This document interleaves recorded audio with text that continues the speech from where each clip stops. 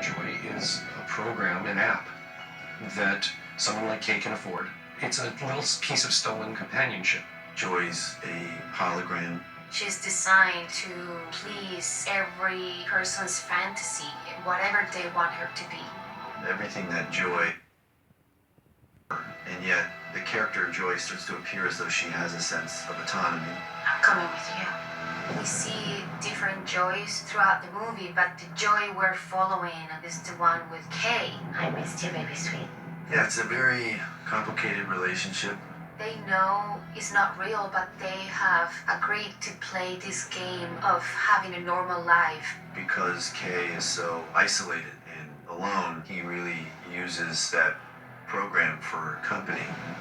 Would you read to me? It'll make you feel better. She makes dinner for him every day when he gets... That is artificial, that doesn't exist. Bon appetit. He's asking her to be like a real human because that's what he needs. And through her attachment, she becomes real to herself, and her love for him becomes real, as opposed to programmed. An emanator. So she escapes her own limitations, the digital limitations, and becomes totally real for herself. You can go anywhere you want in the world now. Where do you want to go first? And you're there, and you're feeling this rain in her body for the first time. Suddenly, she becomes like a little girl again, discovering this. And it's such a romantic scene.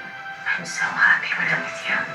The idea of an AI companion isn't so far off in the future. The idea that we would have a digital person. There was not a previous Joy in the first movie.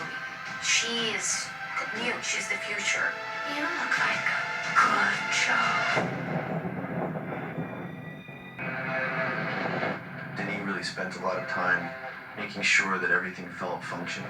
The tech in our movie is in the spirit of the tech of the original film. So we have a lot of technology in our movie that is futuristic but also analog. It's tactile. There was a lot of design on getting the cars right because I know that was a big deal in the first movie too, because cars are such a big part of our lives.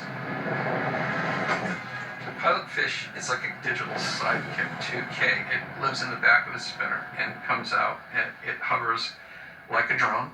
He'll say, watch the car, and he'll come up and watch the car. Just photograph everything. And it can photograph and give... Now let's have a look at you. The Barracudas are more like an extension of Wallace. It's how he can see. So when that implant is put in his head, all of a sudden this sort of motorcycle gang of little drones come in, can analyze things.